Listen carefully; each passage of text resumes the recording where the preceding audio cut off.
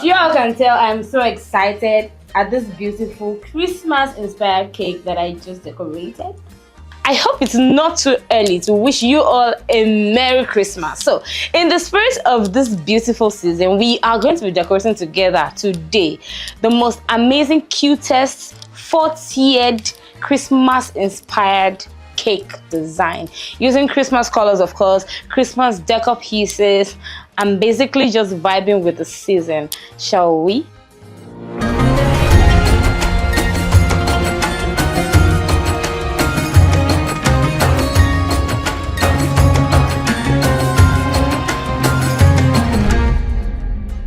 First of all, before we go on with the cake decorating, I already concreted the cake behind the camera. If you want to see a video of how I actually always layer and concrete my cakes, you can watch my thread of videos to learn that. By the way, I'm going to be working with stable whipped cream for this particular video, and I will be coloring my already whipped up stable whipped cream. As you see, I've portioned them into their individual colors. I'm going to be coloring in green, I'll be coloring in red, which has actually come out of so many requests from a lot of my subscribers asking me to teach them how I achieve a red color that isn't pinkish but actually red. I will also be showing you how I always achieve that metallic gold effect around the sides of my cake. So it's going to be an interesting class, and so y'all should sit back and learn something today. I have a sample of a red whipped cream that I'm going to be using to teach you all. I'm going to be getting this exact shade in an instant. All right, so I will be using this as a guide to show you how I'm going to be coloring another one, which is white. You can see that it's been sitting on the table for a few minutes and it's still very okay, solid, and nothing is happening to it. So I will just go on to add the color into it now by manual application, and I'll let it sit for a few minutes in the refrigerator while I bring the cakes out, work on them a tier at a time. The secret ingredient for my red color, for my red whipped cream is to use powdered colors. I don't use liquid or paste colors because this is actually a strong color here, and for you to achieve strong color without altering the stability of your cream, you have to use something that is also having like a dry component, and that's why I was able to devise the method of using dry powdered color, food color precisely. So it can be any brand.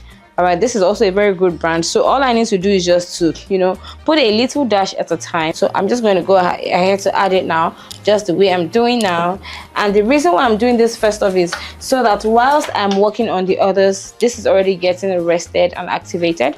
And so just in no particular order, I will just, you can see a cream that has been sitting out for a few minutes. I had to literally press it all in to get the stability, to get the cream flexible. So you start up with this kind of process, you don't stop at this, and you always try to work with a little at a time. Okay, the red is actually okay now, but I want it to have like a little more vibrant touch, so I will just go on to pop this into the refrigerator for about 10 minutes. 10 minutes, nothing more, nothing less. Remember that it's stable whipped cream and you really don't want it to get too hard before you apply it on your cake. So moving on, I'm going to be coloring the green now.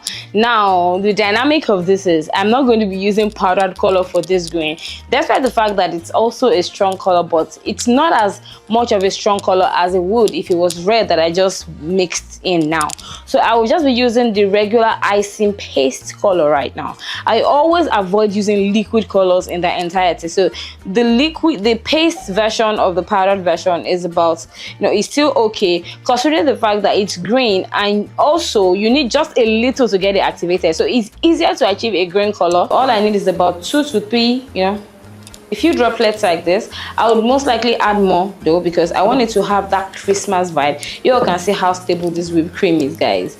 You need to go and watch my stable whipped cream video for you to have a whipped cream of this kind of results. It all takes patience. Can you all see that it is actually getting to the color that we want now? So what is left of it now after mixing this last batch of color into it is to pop it also into the fridge. Whilst it is resting, I will work on the one that I'm going to be using to make the gold. So for the third addition, every time I want to achieve my gold color, that golden effect around the size of my cake, I always leave my cream at You know, I always leave my cream with a light brown base, and because I don't just want to use a regular brown color to color the cake, I just simply add up a little bit of cocoa powder into the stable whipped cream that is already in white color, something like this, right? So once I do that, remember that the cream is stable, right? And the powder is also aiding further stability. So you need to carefully press all of that in. So there you have it. This is what we have, super stable even after adding the color into it. Now in the meantime, I already have my melting pot activated, trying to melt white chocolate that I intend to color in green. So what I'm doing is now I already started melting that behind camera, and this is what it is like. You can get a melting pot anywhere. So after getting it successfully melted like this, you need to make sure that there are no lumps inside of it. You can easily bring it out. You don't need any fluid inside of it because the heat that is trapped into the machine is just enough. So I want to color it green because I'm going to be dripping around the sides of one of the layers. I'm not sure which layer yet, with green. So I will just drop a little because I don't want it to be dark. You see, it's a paste, so it's actually thick. And the good thing about it is this color that is giving, this color that's coming off, by the time you drip around the sides of the cake, you'll be surprised at how vibrant it will turn out. So I'm just going to leave this in this shade that we have and not overwork it. The first layer of the cake, so what I'll do is for every layer I decorate, I'll be popping it into the freezer, all right, while I decorate the second one until I'm done with the last one, and then I'll come back to assemble everything. So because this is just coming out from the refrigerator, you need to like just give it a quick mix, very quick one. So I will just try and apply the cream on it now. Always start at the center point of your cake, using the back and forth stroke, like you're spreading, you know, some margarine or butter on your cake or your bread. So you always start, for me, I always start from the surface point and then I proceed to the side of the cake. So you know that the cream quantity you're going to be using is going to be based on the height of your cake. This is typically 2 layers, but just a single sheet of cake. So at this point, I'm actually done covering the cake very quickly. That was very fast. So I will just go on now to comb out the excess cream that might be hanging on the body. All right, using my clean towel. So what I'll do is use my scraper. I'm deliberately using this because it's the shortest scraper I have. I typically make tall cakes, but this is the shortest scraper I have, so I'm going to be working with it today. So you always start at the front part, at the back side of your cake. See what I'm doing? And then you just go in a defined sweep. Try to comb the sides of your cake. Because I want to have sharp edges on this particular cake design, I will not be touching the edges at this point. All I'll do is just to be cleaning out the excess peels that are coming out. All right, and once I'm done cleaning that, I return this into the freezer. Yes, I said, because I want it to get really solid on time.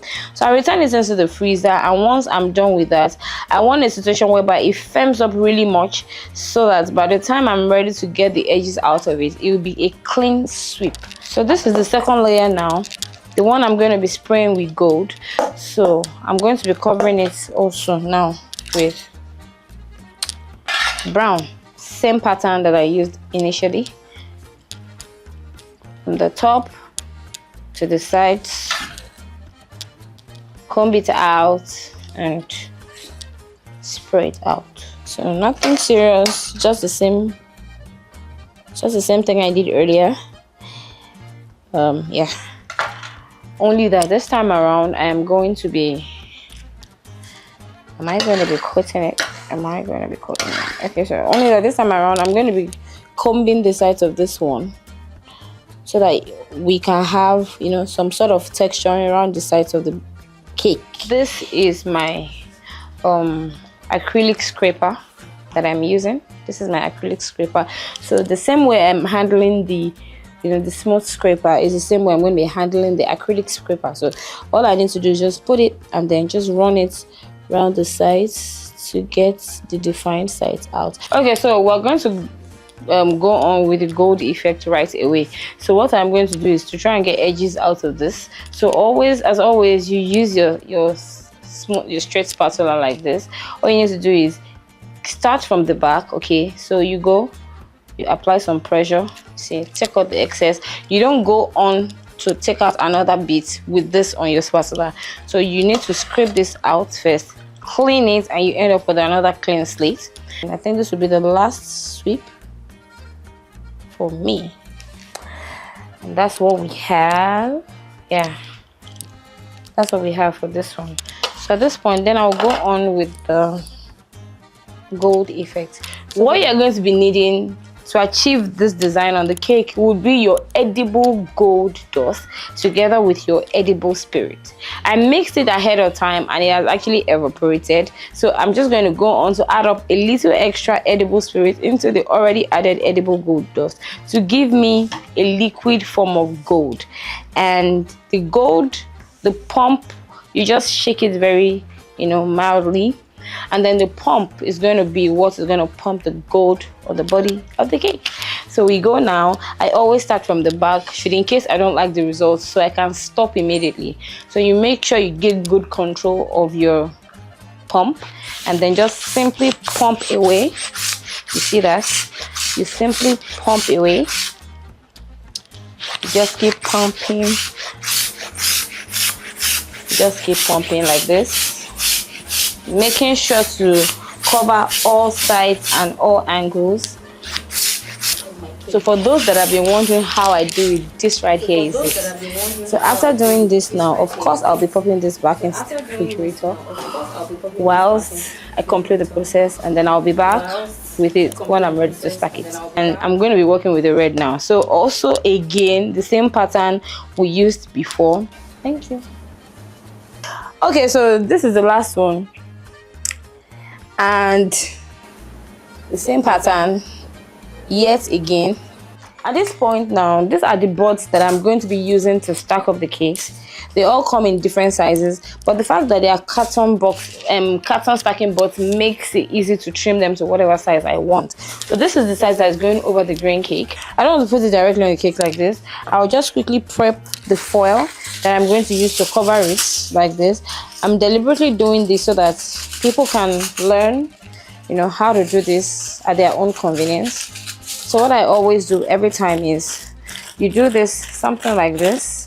This is the board. Make sure it's the same size before you start. So I can see that this is a bit too small, so I'll use it for the next size. So what I'll do is cut another one that is bigger, like this. So I think, yeah, that's fine. So I'll just get my glue and then apply it, around the edges of my cake, of my board, flat board like this.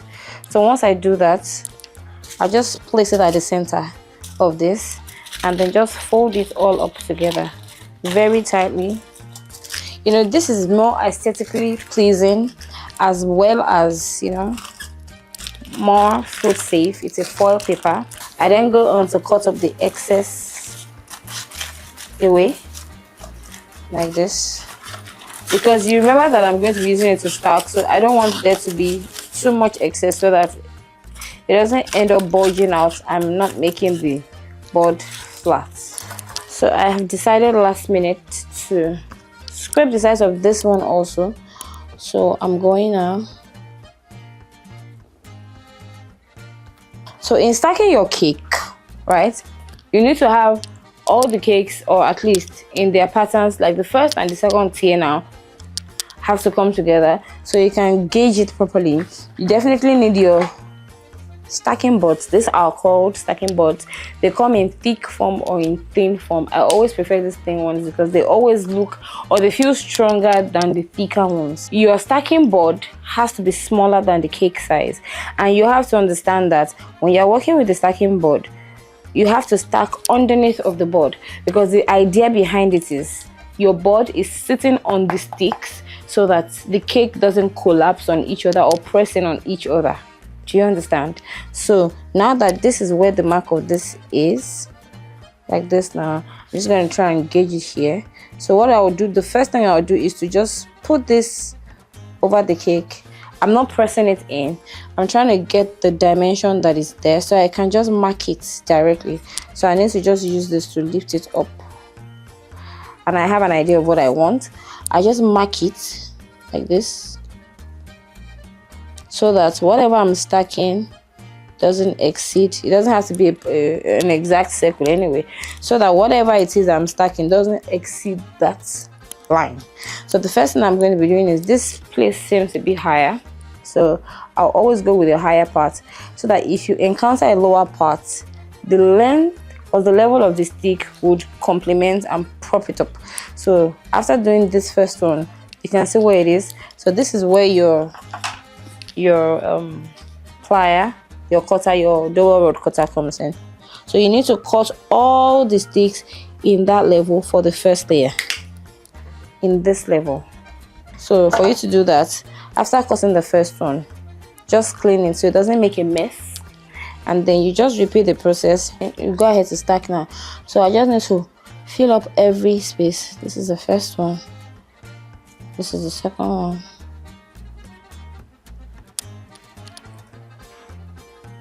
so after doing that, the next thing I will be doing will just be to get a little bit of the cream I have as excess here, put it here, you know, just to bind it together, and then just place it gently over the cake. Gently, see, try and make it leveled out. You can see that as much as I'm pressing the cake, it's not affecting the cake. That's just because of the simple logic of the doweling on it. So I've doweled it already. So if my hand can actually press on the cake like this, and you're not seeing any bulge or any signs that it's been affected, you know that the cake is properly covered to take the next layer, the next tier rather. So that's what we have here. And then I'll go further to sandwich some on the surface too, so that you can seal this up when I place it on it. And always make sure to work with the back. If this is the back, I need to pick it up from behind. I would loosen it first, of course, something like this. I need an offset because I don't want the situation whereby this gets to the end and then it pokes it. So I need an offset, something that I can easily lift up like this. See? Like this. Without necessarily. So what I can do at this point is just to use this to pick it up. That's what I do. I'm not putting it all the way down because I'm going to still remove it. So I'm going to be using this to pick it up like this. Like this. So it can come off easily. So I go like this. And then I just place it directly on the cake layer. So once I do that, before I take out the stick, I'll make sure that it's well balanced. Like this. You can see. So this is going to be the first layer. Let's do that. Alright. Okay, so this is the first stage. So we're repeating this process for the second up until the top now. 4. Okay, so basically I just quickly put them in the way I did the first time. See, it goes like this. You know, I placed this on top, so you see the way I'm pressing it. Can you see the way I'm pressing it? It's still not affecting it in any way. I'm going in with the third one now. Let me set this aside first to get the edges for this one. So the same pattern that I used before. This is the front, so I'll take out every excess for the edges. This is the third layer. Try to press it all in. Get that, and then just get that. Say that. So what I'm going to do now, the final one, is to, okay, let me clean it because it's going to be white. So let's clean off every. Then this is the back, this is the front. So I'll always pick it from the back as always. And then I would put the connecting rod at the, are you seeing? Okay, put the connecting rod at the center, the way I have been doing. This time all the way down because I'm connecting it to the entire cake so that you are sure that it's not going to slip off. This is going to be the last one. Okay, this is going to be the last one. All right, and I'll try to move it a bit back. So now I'm passing the rod in, so you can see it's going all the way in, all the way in.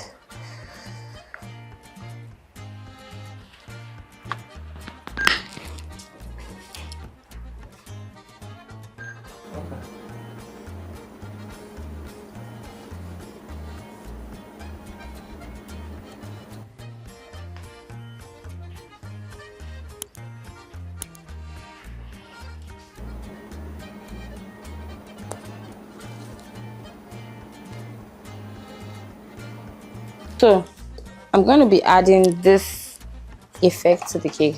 This is the typical ice cream cone. I'm going to be cutting it into 2 equal halves like this using the scissors. I brought it out so it can soften. All right, I mean, as much as possible. This looks just like a Christmas tree, all right, when placed on the cake.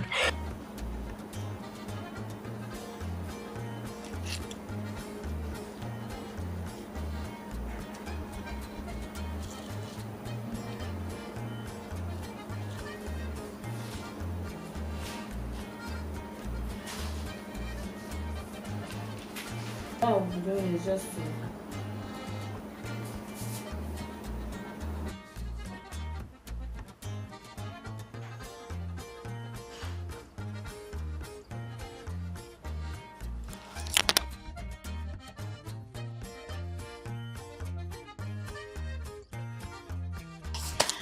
so first I'll add this one. You know, this is the beginning of the tree. Let us have a snowflakes. Can I add it? Oh Jesus, start. Snowflakes.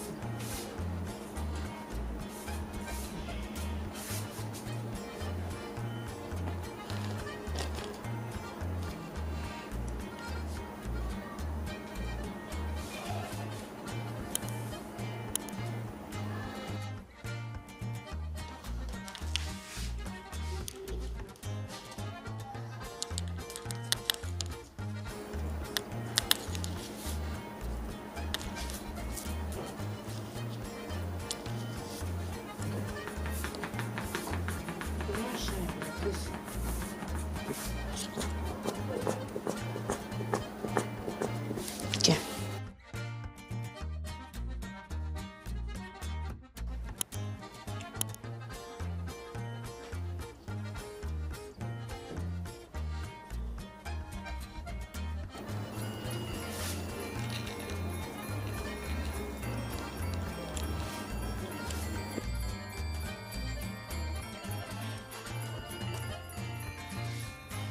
Okay guys, I feel so excited at this beautiful masterpiece we all decorated together. So feel free to recreate this yourself and post the pictures, tag me while at it so that I can see all of your Christmas creations. This cake design is very perfect for the season we are in now, and I know that it's not too early for me to wish you all Merry Christmas.